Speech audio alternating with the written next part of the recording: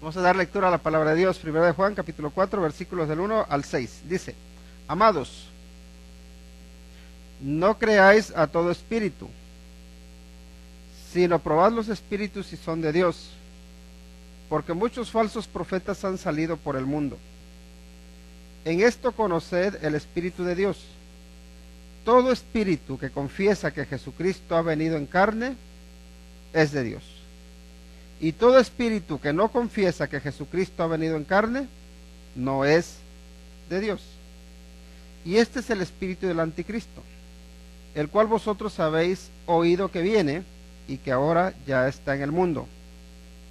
Hijitos, vosotros sois de Dios y los habéis vencido, porque mayor es el que está en vosotros que el que está en el mundo. Ellos son del mundo, por eso hablan del mundo, y el mundo los oye. Nosotros somos de Dios. El que conoce a Dios nos oye. El que no es de Dios no nos oye. En esto conocemos el espíritu de verdad y el espíritu de error. Vamos a orar. Padre, en el nombre de Cristo Jesús, por favor te pedimos que abras nuestro entendimiento y que al meditar en tu palabra nos ayudes a comprenderla y a ponerla por obra. Nos ponemos en tus manos en el nombre de Cristo Jesús. Amén. Ahí, el tema que vamos a tratar hoy tiene que ver con algo que creo que es importante para todo ser humano, y es: no creas todo lo que te dicen. ¿Creemos todo lo que nos dicen? No, o no deberíamos. ¿Por qué? ¿Por qué no hay que creer todo lo que nos dicen? Porque hay muchas mentiras, ¿verdad? Porque hay muchas falsedades. Y podríamos decir que esto es obvio, ¿no? ¿Qué necesidad tenemos de venir a la iglesia para que me digan que no creamos a todo lo que nos dicen? Y la verdad es que es importante recordarnos que no debemos creer todo lo que nos dicen, porque hay veces que somos muy ingenuos. Y no sé si han visto, hay un video en el que una muchacha anda ahí en México recaudando firmas para que apoyen a la construcción del muro, un muro rosa, dice, porque quieren que sea grande, que sea ancho, que divida a la gente. Y un montón de gente, nada más porque la ven que llega amable, y por favor puedes darme una firma para esto, porque mira, yo apoyo que se construya este muro, y que este es uno de mis sueños que he tenido, podrías apoyarme. Y especialmente los hombres. Las mujeres creo que ninguna dice que sí. Los hombres todos: ¿cómo no? Sí, te apoyo. Y a veces, y está ahí uno con un chico, con su novia hablando, y él sí, pues por supuesto. Ella le dice: no, ¿cómo se te ocurre que vas a firmar por eso? Y no tiene nada de malo. ¿Cómo no va a tener nada de malo? Dice: ya veo que tu novia te pega. Dice: no es mi novia, Él, rápido como... Pero veo un montón de gente apoyando algo que deberían estar en contra, o que se supone que deberían estar en contra, pero ni siquiera analizaban, ni siquiera pensaban si era correcto o no. ¿Qué es lo que está diciendo? Me lo dicen muy amablemente, tiene que ser verdad. ¿Y qué es lo que pasa? ¿Qué es lo que pasa especialmente cuando nos invitan de un lugar de otro? ¿Y por qué no vamos a hablar? En las iglesias, casi todo el mundo dice: es que mi iglesia es la buena, en mi iglesia se enseña la verdad, en aquella iglesia no. Y uno tiene que decir: bueno, ¿les voy a creer o no les voy a creer? Pero uno tiene que pensar no solamente les creo o no, es les creo o no les creo, y por qué les creo o por qué no les creo. Entonces, para saber por qué creer o por qué no creer, es importante tener unas bases. ¿Por qué? Porque tenemos que saber decir: yo me baso en esta enseñanza, yo me baso en esta doctrina, podemos decir, para no hacerle caso a este, para no hacerle caso a este, no, a este sí, pero este no. ¿Por qué? Entonces, ¿cuáles son las bases que tenemos nosotros? Es importante eso.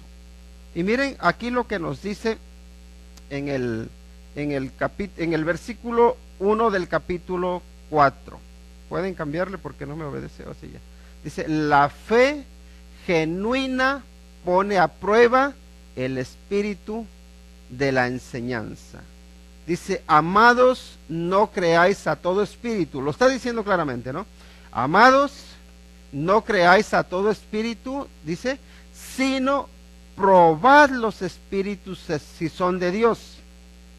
Entonces, el mandamiento está claro, dice, no creas a todos. Lo que tienes que hacer es poner a prueba. ¿Y poner a prueba qué? Los espíritus si son de Dios. Y uno va a decir, pero si a mí no me hablan los espíritus. Hay personas que sí les hablan los espíritus, especialmente las personas que tienen pensamientos suicidas, dicen que escuchan voces. La mayoría de las personas que se quieren suicidar o que se suicidan o que le quitan la vida a otra persona, dice, escuchaba voces. Es que hay una voz que me hablaba y que me decía que lo hiciera. ¿Era una voz de Dios? Por supuesto que no era una voz de Dios, era una voz del diablo que les hablaba. Pero hay otras voces, hay otras enseñanzas que no son espíritus hablando, pero que sí están guiadas por un espíritu falso. Y aquí cuando dice no creáis a todo espíritu, está implicando que hay hombres y mujeres que te vienen enseñando, que te vienen hablando cosas que son falsas, que están movidos no por el Espíritu de Dios, sino que están movidos por la falsedad o por el espíritu del diablo. Así que lo primero que nos dice, amados, dice, no creáis a todos los espíritus. Y aquí la palabra creer, donde dice no creáis, significa no pongas tu fe en lo que te dicen. ¿Por qué? Porque cuando estamos hablando de creer, cuando estamos hablando de poner uno su confianza, es ¿en qué descansa tu fe?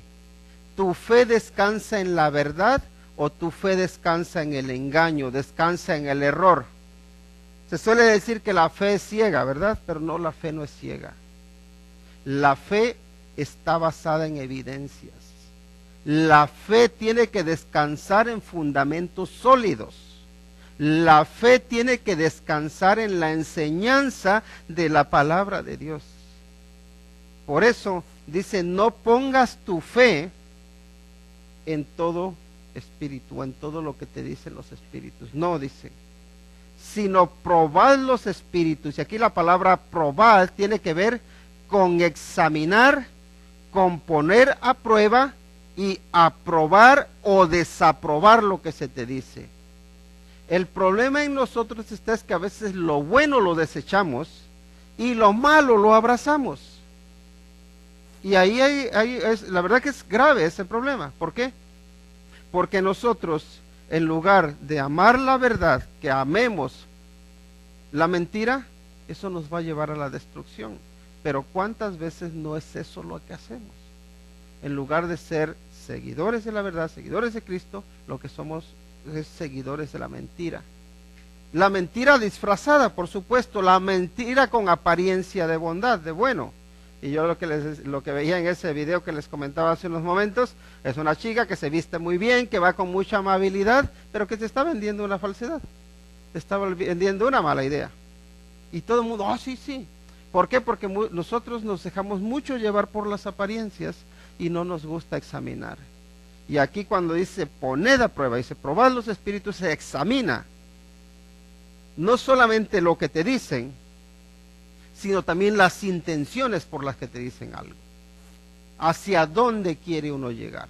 ¿Qué hay detrás de todo eso? ¿Dónde está el interés?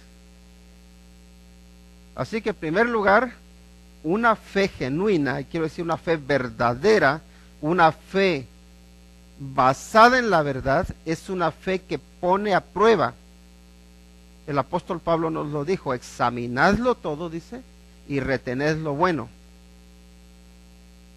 Seguimos adelante. La pregunta que nos tiene que surgir es ¿por qué se debe poner a prueba los espíritus Y ya nos dice, porque hay muchos que profetas, pero muchos profetas falsos.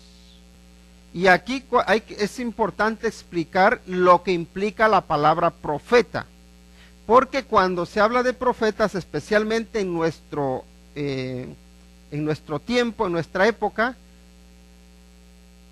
hay iglesias que te hablan de profetas y normalmente piensan en un profeta como alguien que tiene la capacidad de predecir lo que va a suceder, ¿verdad? Es que esta persona te va a decir lo que va a pasarte o lo que no te va a pasar. Normalmente en eso se piensa cuando uno está pensando en profetas. Pero el uso principal de la palabra profeta en el Nuevo Testamento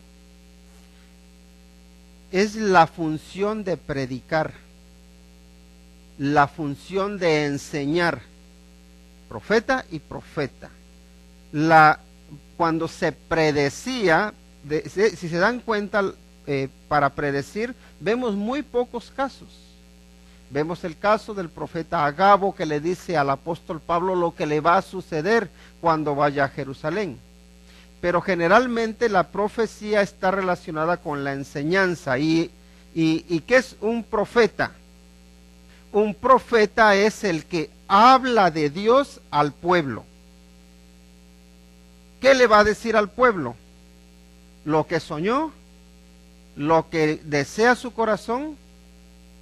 Eso podemos decir que era lo que predominaba cuando no se tenía las escrituras, cuando no se tenía la Biblia. Pero una vez que tenemos toda la revelación de las escrituras con nosotros, la función del profeta que predice lo que va a pasar, pasa a un segundo plano y toma preeminencia, y eso es lo que vemos en el Nuevo Testamento, la función del profeta de explicar lo que dice la palabra de Dios a la gente. Pero que basados en lo que dice la palabra del Señor, no cambiando el mensaje a su antojo o diciendo yo tengo una nueva revelación. ¿Se acuerdan que leíamos Gálatas capítulo 1 versículos del 7, entre el 7 y 8? Ahí nos dice que si alguien te viene con un evangelio diferente, con una enseñanza diferente a la que has aprendido, dice que sea anatema. Aunque viniera un ángel del cielo, fíjense, no de Dios, del cielo, porque puede venir un ángel del cielo que es el demonio. Dice, aunque viniera un ángel del cielo y te diera un mensaje diferente al que te hemos enseñado, al que nos enseñó el Señor Jesucristo desde el principio, dice que sea anatema, que sea maldito, dice. No escuches a nadie que te traiga un mensaje diferente al que se ha enseñado. ¿Y qué es lo que pasa? Que tenemos a muchas personas que dicen que el Señor les ha hablado, pero es lo que dicen. Habría que preguntarles cómo te lo dijo, porque eso a veces nosotros no se lo preguntamos. ¿Cómo es que te dijo? ¿Cómo es que escuchaste? ¿Qué voz escuchaste? ¿Cómo sabes que no es un demonio el que te habló? ¿Cómo sabes cómo sabes que no es tu imaginación? ¿Cómo sabes que no es un sueño que tienes porque comiste demasiado y tuviste un sueño? Puede haber muchas razones. ¿Cómo sabes que no es porque le has estado dando vueltas a una idea y dices esto tiene que ser y luego la tienes tan metida que es lo que sueñas? ¿No les ha pasado a ustedes eso, que cuando tienes una preocupación luego terminas soñando con eso? ¿Cómo sabes que lo que estás enseñando es la verdad? ¿Cómo sabes que realmente es palabra de Dios? Compruébamelo con las escrituras y entonces lo voy a creer. Porque por eso tenemos las escrituras. Entonces, la función del profeta es más de predicar que de predecir. Los que quieren predecir el futuro, ¿saben quiénes son? Los brujos, los adivinos, los que leen las cartas. Esos son los que quieren. ¿Por qué? ¿Por qué la gente quiere que le predigan el futuro? ¿Por qué quieren que se lo digan? Porque en el fondo hay una falta de fe en Dios. Porque en el fondo lo que tienen es una inseguridad. Pero la seguridad solamente está en Dios. Cuando tú sabes que estás en paz con Cristo, que venga lo que venga. ¿Por qué? Porque tu futuro está en las manos de Dios. Y en Él puedes descansar. Pero cuando tú estás con ese temor, con esa ansiedad, que quieres que alguien te venga a afianzar o a dar seguridad, ¿sabes lo que te va a pasar? Que te vas a convertir en presa de cualquier mentiroso, de cualquier engañador. Por eso hay que tener claro que hay muchos falsos profetas. Y eso sucedía ya en este tiempo en que se escribe el apóstol Juan, y sigue siendo ahora eso una realidad. Porque dice que muchos falsos profetas han salido por el mundo. Ahora tenemos una prueba clara de cómo puede uno conocer si el Espíritu viene de Dios. Y esto quisiera yo que todo fuese tan claro, pero no es tan fácil.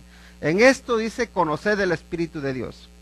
Todo espíritu que confiesa que Jesucristo ha venido en carne es de Dios. Y todos quisiéramos tener pruebas así, ¿no? A ver, ¿qué piensas del Señor Jesucristo? ¿Vino en carne o no? Sí, sí vino en carne. Y ya con eso poder decir entonces si es profeta de Dios. Pero la verdad es que muchos profetas te dicen que el Señor Jesucristo ha venido en carne. Y dices, entonces si es de Dios o no es de Dios. Pero de todas formas tú te das cuenta de que te están enseñando falsedades. Aquí lo que está haciendo Juan es hacer referencia o refutar una de las ramas de la enseñanza del gnosticismo, que se llamaba el docetismo. El docetismo decía que la materia es mala y que Dios o la divinidad es santa, entonces que no puede haber unidad entre lo material y entre lo espiritual. Entonces ellos decían: el Señor Jesucristo no pudo haber venido en carne, solamente parecía como si hubiese venido en carne, pero en realidad no vino en carne. Eso es lo que decían los docetistas, que era una rama del gnosticismo. Entonces a ellos está respondiendo aquí Juan. ¿Por qué? Porque estaban negando que el Señor Jesucristo había venido en carne. Ahora, negar que el Señor Jesucristo vino en carne significa anular la obra del Señor Jesucristo. ¿Por qué? Porque era necesario que el Señor Jesucristo viniera a este mundo, que se identificara con los hombres, que sufriera como hombre, que muriera como hombre, para que nosotros pudiéramos ser salvos por Él, por su sacrificio. Porque ya ven como luego nos dice Hebreos, que Él fue tentado en todo, pero no pecó. Y por eso podemos acercarnos a Él. Era necesario que Él se identificara con nosotros en nuestra debilidad, para poder resucitarnos en su poder. Pero el docetismo lo negaba. Así que dice, aquí Juan les está diciendo, ellos claramente no son de Dios. Esos espíritus no vienen de Dios. Luego tenemos otra prueba clara, ¿no? El Espíritu de Dios confiesa que Jesucristo ha venido en carne, ¿no? ¿Y cómo nos lo dice? Ahí la segunda. A ver, dice el versículo, desde el 2, esto conoced el Espíritu de Dios. Todo espíritu que confiesa que Jesucristo ha venido en carne es de Dios. Y el 3 dice, y todo espíritu que no confiesa que Jesucristo ha venido en carne, no es de Dios. Así que el Espíritu de Dios confiesa que Jesucristo ha venido en carne. La pregunta es, ¿qué implica esto? Implica que el Señor Jesucristo es el Salvador que se había prometido desde el Antiguo Testamento. Desde la antigüedad Dios prometió que iba a enviar a un Salvador, a Dios que se hacía hombre. Entonces, cuando la gente reconocía o confesaba que el Señor Jesucristo había venido en carne, decía, este es el Salvador que se había prometido desde la antigüedad. Es el Salvador que cumple las Escrituras. ¿Por qué? Porque era importante que el Señor Jesucristo actuase de acuerdo a lo que las Escrituras decían. Entonces, era reconocer eso, que era el Salvador que Dios había prometido. Pero también el reconocer o confesar que el Señor Jesucristo había venido en carne significaba o implicaba que tú tenías una relación con Dios y que el Espíritu Santo te había iluminado para reconocerle como el Señor. ¿Qué es lo que pasa? ¿Recuerdan cuando el Señor Jesucristo está con todos los discípulos y les dice, a ver, ¿quién dice la gente que soy yo? ¿Recuerdan ese pasaje? ¿Y qué empiezan a decir? Pues unos dicen que eres Elías, otros dicen que eres el profeta, otros dicen que eres distintos profetas, ¿no? Y ya luego les dice, ¿y ustedes quién dicen que soy yo? ¿Y qué le responde Pedro? Pues tú eres el Cristo, el Hijo del Dios viviente, ¿no? Y cuando él le declara o le confiesa como el Cristo, entonces ya le dice, tú eres bienaventurado, Pedro, porque esto no te lo reveló carne ni sangre, sino mi Padre. Entonces, confesar al Señor Jesucristo como que se había encarnado requiere que haya una relación espiritual o podemos decir un avivamiento en el ser donde ya tenemos vida espiritual. Nadie puede llamar, dice, al Señor Jesucristo Señor si no es por el Espíritu de Dios. Nadie. Pero como que suena muy fácil la cosa, ¿no? Porque escuchamos a muchas personas que enseñan falsedades y dicen que el Señor Jesucristo es el Señor. ¿O no? Y aquí es donde se complica un poco. Confesar al Señor Jesucristo como el Señor, como el Verbo encarnado, implica una sumisión a su voluntad. Implica un dejar al lado mis prejuicios, dejar al lado mis enseñanzas y someterme a sus enseñanzas. Dejar al lado mi autoridad y someterme a su autoridad. Decirle, Señor, de aquí en adelante no soy yo el que tiene las riendas te las doy a ti. Someto mi voluntad a tu voluntad. Implica que tú dejas de tomar el lugar de ser el Señor y lo pones a Él como tu Señor. Implica que ahora lo disciernes o que ahora lo conoces, no en la carne, sino que ahora lo conoces espiritualmente. El apóstol Pablo nos habló un poco de esto. Dice, e incluso si al Señor Jesucristo lo conocí en la carne, ya no lo conozco más en la carne. Pensemos un poco en eso. Cada uno de nosotros ha escuchado del Señor Jesucristo e incluso ha creído en el Señor Jesucristo antes de recibirle como Señor y Salvador. ¿No creíamos en el Señor Jesucristo? Yo sí me acuerdo que sí creía. Todavía no lo había aceptado como mi Señor y Salvador, pero en mi mente yo tenía claro que Él era el Salvador, que Él era el Hijo de Dios. Incluso le oraba. Y podemos decir que esa era un poco la fe que me habían heredado mis padres. Pero también puedo decir que lo conocía en la carne. No lo conocía yo como mi Salvador.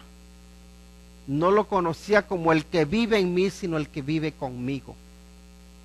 No lo conocía como el que anda en mí, el que anda, lo conocía yo como el que me acompaña, el que está ahí para ayudarme, pero no como el que está aquí para transformarme.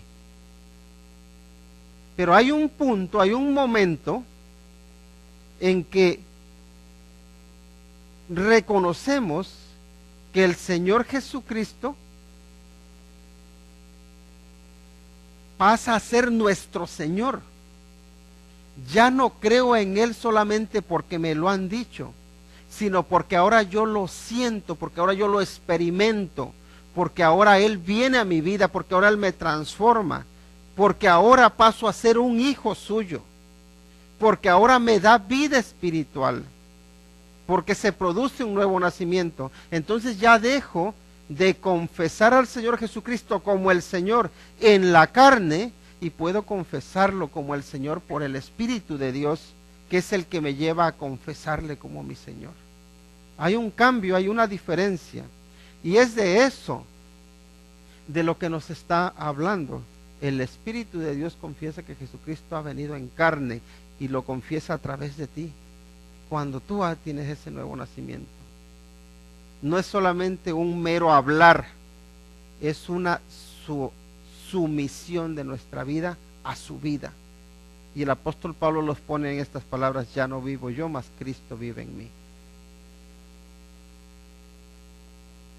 También tenemos claro que todo espíritu que no confiesa la encarnación de Cristo es de Dios. No es de Dios, perdón. Entonces eso lo podemos tener claro, ¿no? Si alguien niega que el Señor Jesucristo vino en carne, se puede decir: hasta luego. Gracias, muy amables, pero no podemos tener comunión. Eso está muy claro. Porque el espíritu del anticristo, ¿qué es? ¿Qué significa anticristo? Ponerse en lugar de Cristo e ir en contra de Cristo. Toda persona que niega que Jesucristo vino en carne, va en contra de Cristo, va en contra de su obra, va en contra de la obra que hizo en la cruz del Calvario, porque está diciendo eso es como algo que se imaginaron, pero que en realidad no sucedió. Pero hay otra cosa, aparte, yo no sé por qué, hay otra cosa, hay algo a lo que nosotros debemos aferrarnos. Nos debemos aferrar a qué perteneces, cuál es tu pertenencia. Certeza a la cual se debe aferrar al cristiano es esta: el cristiano pertenece a Dios.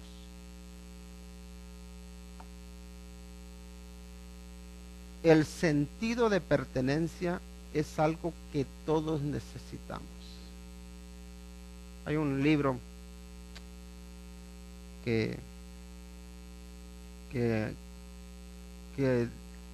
se titula, ¿cómo? Buscando un hogar. Y lo que refleja es que todos nosotros tenemos la necesidad de sentirnos que pertenecemos a un sitio. Por eso vemos que uno se siente orgulloso de su país, de su tierra. Aunque sepas que estén en la peor condición, para ti es un orgullo saber o decir: soy de tal sitio. Aunque la gente, el resto del mundo lo vea como lo peor, tú no lo ves como lo peor. ¿Por qué? Porque ese es el lugar, podemos decir, al que tú sientes que perteneces. Los niños, si se dan cuenta, incluso desde pequeños, ellos buscan tener un lugar que es su lugar. Y lo vemos mucho que si tú les consigues un cajón, una caja de cartón, lo que sea, ellos se meten y ahí hacen su guarida, su casita. Y dicen: aquí está mi fortaleza, aquí soy yo. Todo mundo necesita sentirse que hay un lugar al que pertenece. Y lo que Dios hace con nosotros es decir: yo tengo un lugar para ti. Un lugar que es seguro. Un lugar que nadie te puede quitar. Un lugar en el que vas a estar por la eternidad. Y eso es el cielo, ¿no? Y ahí tenemos al Señor Jesucristo que dice: voy pues a preparar lugar para vosotros. Entonces, Dios a nosotros lo que nos dice es que, miren, dice: yo les he preparado un lugar, cuando sea el tiempo yo los voy a tener en mi lugar. Y como decía un niño en un momento, cuando Dios ya tiene preparada tu casa, el lugar donde Él quiere que estés por la eternidad, entonces te llama y dice: no te sientas perdido porque vienes a mi casa. Entonces tú tienes un lugar, tienes una seguridad y la tienes en Dios. Él te ha preparado un lugar. Pero no solo te ha preparado un lugar, sino que te hace miembro de una familia. Entonces Dios te ofrece un lugar, te hace parte de una familia, de su familia, te adopta como hijo o como hija y te dice, tranquilo, no temas, porque conmigo tú estás seguro. Dice, entonces, el cristiano a lo que se tiene que aferrar es a que su seguridad está en Dios, a que Él pertenece a Dios. Tú le perteneces a Él cuando Él te compra con la sangre que el Señor Jesucristo derramó en la cruz del Calvario. Y nadie te puede arrebatar de su mano. Eso es lo que nos decía el Señor Jesucristo, ¿no? Nadie puede arrebatar a los que vienen a mí, dice, de la mano de mi Padre. ¿Por qué? Porque mi Padre es mayor que todos, más grande que todos, más poderoso que todos. Entonces, eso es una certeza. Tú puedes descansar en Dios en medio de la adversidad, en medio de la tormenta, en medio de la preocupación, incluso pasando por el valle de la muerte. Puedes descansar en Dios. Te puedes aferrar a esa certeza de que perteneces a Él. ¿Y por qué? Podríamos decir, ¿por qué nos está hablando de que nosotros somos de Dios? ¿Por qué? Porque cuando empiezas a ver que te viene una enseñanza, otra idea, y llegas al punto en que no tienes claro qué es la verdad, cuál es lo correcto, hay una verdad que se mantiene y se está, en Dios estás seguro. No hay ningún sitio, ningún ser humano que te pueda ofrecer la seguridad que Dios te da. Y la siguiente certeza a la que te puedes aferrar es que el cristiano tiene la victoria en Dios, en Él. Miren lo que nos dice ahí mismo, miren el versículo 4, hijitos, vosotros sois de Dios y los habéis vencido, dice, porque mayor es el que está en vosotros que el que está en el mundo. Si estás en Dios, tienes la victoria, porque quien está en ti es mayor que todos los enemigos que se te puedan presentar, físicos y espirituales. El problema está en que muchas veces nosotros no conocemos el poder de Dios, no vemos la grandeza de Dios. ¿Por qué creen que David no tenía miedo al gigante? Aunque sabía o veía lo fuerte que era el gigante, él sabía o conocía el poder de Dios. El problema con muchos de nosotros es que, ¿saben qué? Como vivimos tan poco por fe y nos gusta más vivir por vista, no experimentamos el poder de Dios obrando en nosotros. Y por eso no conocemos la grandeza de Dios. Pero Dios es todopoderoso. Y dice, mayor es el que está en nosotros que el que está en el mundo. El que está en el mundo es el diablo. ¿Y es poderoso? Sí es poderoso. Pero no es nada comparado con el Dios todopoderoso que está contigo. Así que podemos aferrarnos a que pertenecemos a Dios. La pregunta, ¿perteneces a Dios? Y si perteneces a Dios, puedes estar seguro de que estás del lado ganador. Ir contra Dios es ir siempre o tomar el lado perdedor. Pero estar en Dios es siempre tomar el lado vencedor. Ahora, hay otra realidad.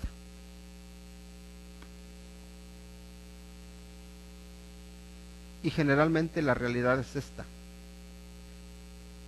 Los que niegan a Dios, los que son engañados por la maldad, suelen ser muy, voy a decir, la palabra tal vez no suene muy bien, pero suelen ser muy descarados. Y se manifiestan y hacen mucho ruido y parece ser que son mayoría. ¿Han visto todo el ruido que hacen las minorías? Si por ejemplo vemos el movimiento de los homosexuales, parece que fueran mayoría en el país.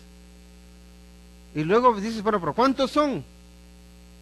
Y puede ser que no lleguen ni al 5%, pero parece que fueran el 90% de la población. ¿Por qué? Porque hacen mucho ruido.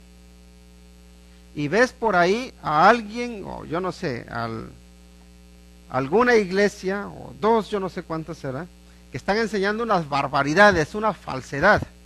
Y parece ser que todas las iglesias están en eso. Parece ser que en todas las iglesias están aprovechándose de la gente y engañándoles y haciendo barbaridades. ¿Por qué? Porque la maldad es descarada. Y porque aparenta más de lo que es. Pero, entonces muchas veces uno se siente como que está en minoría. Pero sepas, ten claro que si estás en Dios eres mayoría. Lo que tú hagas con Dios vale para una eternidad. Fuera de Dios lo que hagas es una vanidad, desaparece. Ellos son del mundo, dice. Por eso hablan del mundo y el mundo los oye. Y sí, especialmente si vemos ahora en los países donde se persigue a los cristianos, vemos que los cristianos están siendo masacrados y que están siguiendo una falsedad. Pero dice, nosotros somos de Dios.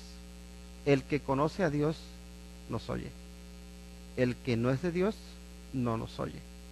En esto conocemos el espíritu de verdad y el espíritu del error. Y aquí lo que quería, mire, ya no sé por qué me han cambiado eso. Lo que quería dejar claro es esto: una prueba clara que requiere mayor compromiso. La prueba clara es esta, que requiere muy poco esforzarse, es esto. Si alguien te dice que te viene de parte de Dios, pero te dice que el Señor Jesucristo no vino en carne, descártalo, ¿no? Eso es fácil, todo el mundo lo podemos entender. Pero una prueba que es clara, pero requiere mayor compromiso, es que quienes son de Dios, ¿cómo dice? Nosotros somos de Dios. El que conoce a Dios nos oye. El que no es de Dios no nos oye. Y pareciera que aquí estamos defendiendo lo que enseñamos nosotros. ¿Por qué? Si hay alguien que nos oye, es de Dios. Si no nos oye, no es de Dios. Y nos quedamos tan anchos, ¿no? Pero ¿qué es lo que está diciendo aquí? Lo que está diciendo es esto: hay una enseñanza que tiene el respaldo y que tiene la aprobación del mismo Señor Jesucristo. El Señor Jesucristo autorizó a los apóstoles, autorizó también a los profetas, al Antiguo Testamento, por medio de citarlos, por medio de darles validez a la enseñanza, diciendo, sí, esta es enseñanza de Dios. Entonces, hay una doctrina, una enseñanza que viene de los apóstoles, que viene también del Antiguo Testamento, que son los profetas, que está respaldada y que está sustentada por el mismo Señor Jesucristo. Y entonces lo que está aquí diciendo Juan es esto: todo aquel que escuche la enseñanza que nosotros tenemos, la enseñanza que nos viene del mismo Señor Jesucristo y por ende de Dios, porque Él es Dios mismo, ese es de Dios, dice.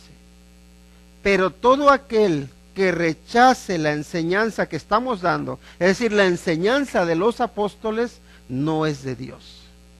Aquel que no la escucha, aquel que la rechaza, no es de Dios. ¿Y por qué digo que es una prueba clara que requiere mayor compromiso? Es por esto, porque ¿sabes tú cuál es la enseñanza de los apóstoles? ¿Cuál es la enseñanza a la que él se está refiriendo? A la que Juan se está refiriendo, a lo que ellos enseñaban, a lo que ellos predicaban. Para eso es necesario estudiar, para eso es necesario escudriñar, para eso es necesario dedicar tiempo. Y ahí es donde está, podemos decir, el compromiso que se requiere para uno permanecer en la verdad. Y es escudriñar las Escrituras.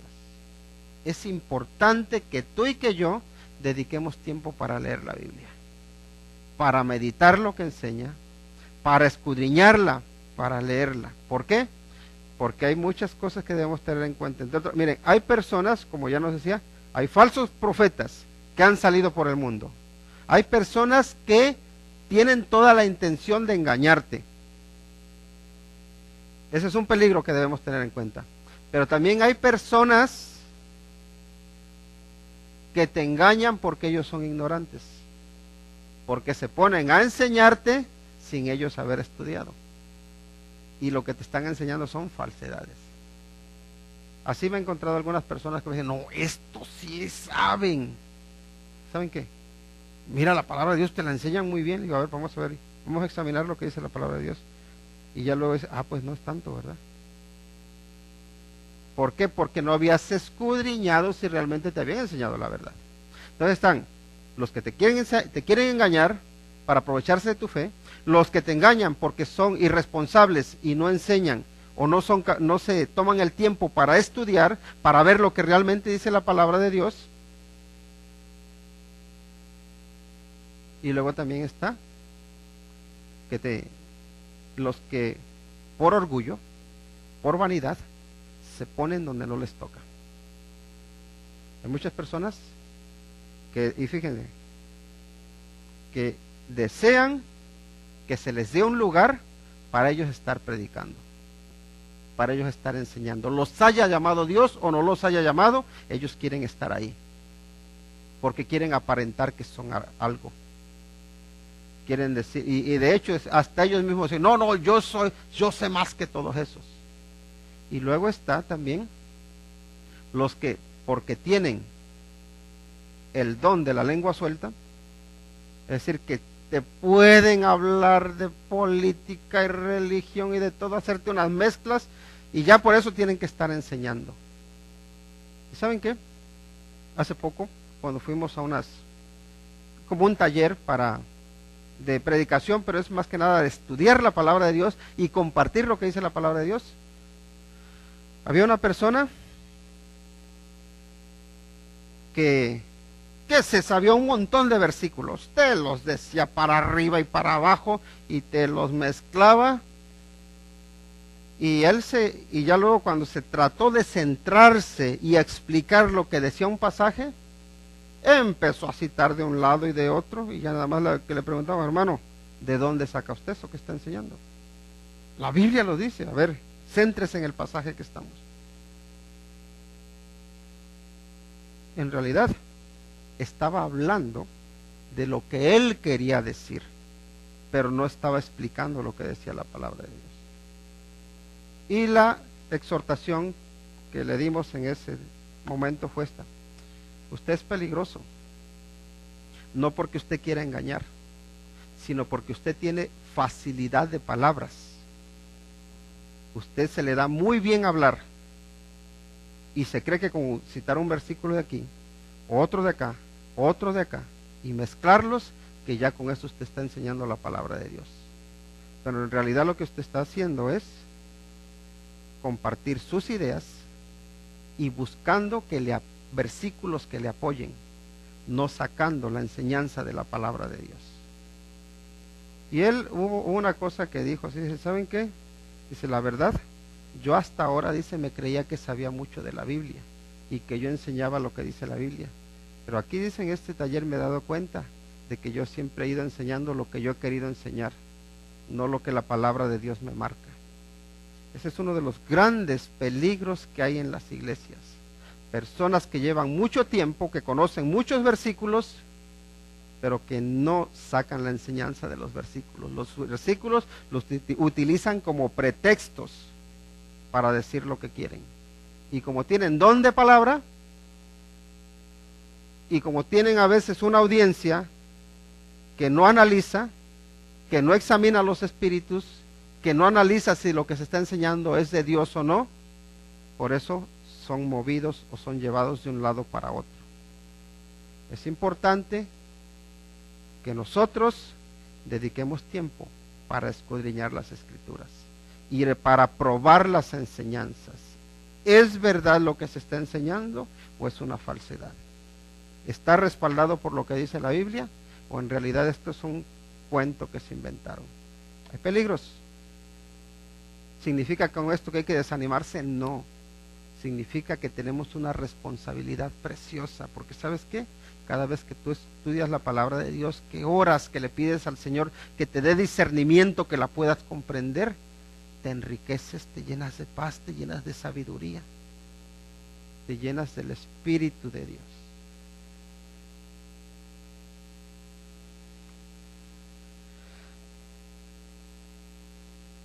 Si alguien viene con un evangelio diferente, no le creas, aunque te amenace. Hay personas que he visto que lo que hacen es, cuando tú no les crees, no porque quieras ser rebelde, sino porque quieres ser fiel a la palabra de Dios, que se enojan contigo. Y te amenazan, y que te va a pasar esto y te va a pasar lo otro. A mí me lo hicieron, recuerdo una vez, una según que me decía la verdad, digo, no, mira, no veo que te respalde la palabra de Dios, y se enojó mucho. Pero quedó en eso, en enojo. Seamos fieles a la palabra de Dios. No pongamos nuestra fe en cualquier cosa que nos digan.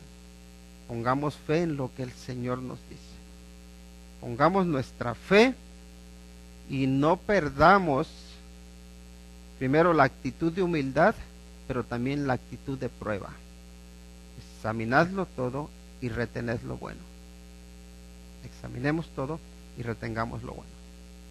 Porque a veces somos lo opuesto, examinamos todo y nos quedamos con lo malo. Pero no ese es el mandamiento, examínalo todo y quédate con lo bueno. Porque hay mucho de bueno y en la palabra de Dios todo es bueno. Vamos a orar. Dios Santo, en el nombre de Cristo Jesús, te agradecemos porque tú nos hablas. Y Señor, tu palabra nos advierte que han salido por el mundo muchos engañadores. Pero Señor, sabemos que tu palabra no cambia y también sabemos que cuando estamos en ti, que también, Señor, hay una protección de tu parte. Y por eso, Señor, te pido en el nombre de Cristo Jesús que nos protejas del error, que nos protejas del espíritu de la falsedad y que, Señor, nos guíes por toda verdad. Tu palabra nos dice, y conoceréis la verdad, y la verdad os hará libre. También nos dice que si el Hijo os libertare, seréis verdaderamente libres. Señor, gracias por la libertad que tenemos en Cristo Jesús. Y te ruego, Padre, porque no nos permitas ir a la esclavitud de la falsedad, del engaño, sino que podamos aferrarnos a tu verdad. Tu palabra es verdad. Es por medio de Cristo Jesús que oramos y te agradecemos por hablarnos. Amén. Pues que Dios les bendiga. Y hay que probar las enseñanzas.